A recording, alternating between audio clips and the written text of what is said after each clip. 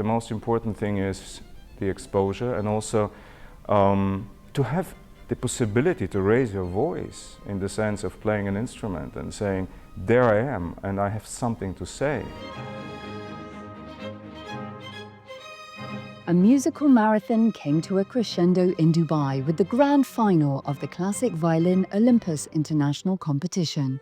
Marking the first event of its kind, the contest saw violinists of the highest caliber go bow to win prize money of €320,000.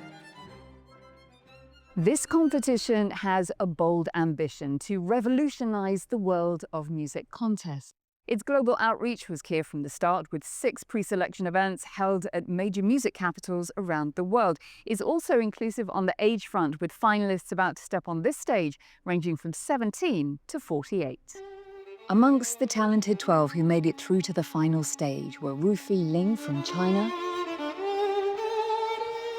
Mariusz Patira from Poland and Germany, Haik Kazarzian from Armenia,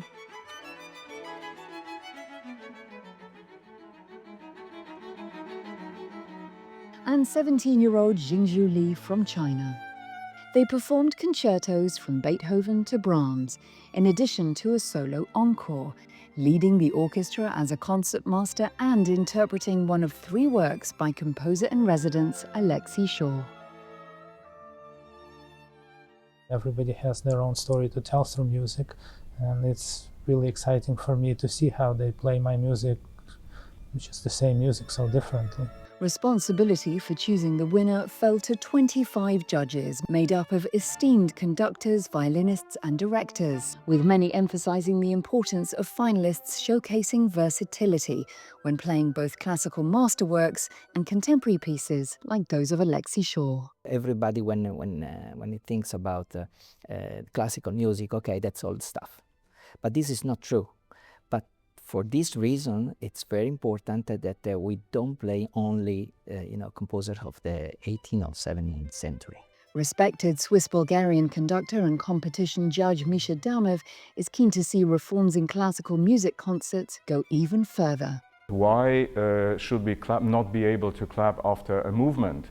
Why should not be able to stand up and whistle? I think all these kind of things are not modernized. As Damov and his fellow adjudicators scrutinized the techniques and talents of the artists on stage, displays of fun and fearlessness were warmly welcomed. Most importantly is this sort of not being scared, being courageous to put your stamp everywhere. China was strongly represented throughout the competition, and orchestral luminary Dai Lin reflected on the evolving classical music landscape in his homeland. The young generation loves classical music very much. In Beijing or music hall in Shenzhen, Shanghai, everywhere there's the first class orchestra come here to make performance.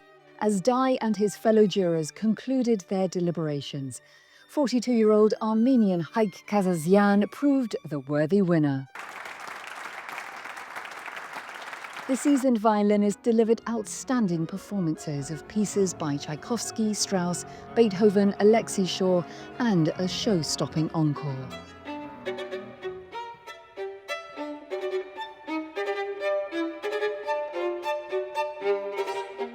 I said, this is the thing I need to choose. It should be something special and quite rare, really something special and interesting also for jury.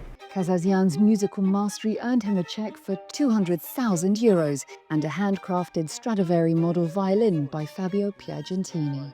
The violinist was humbled by his win in the Emirates. I feel responsible, and first of all in front of my colleagues that were sitting there, because I know all of them are really great. First inspired to pick up a violin as a child after hearing Vivaldi's melodic Four Seasons, Kazarzian recommends aspiring competition winners do the same.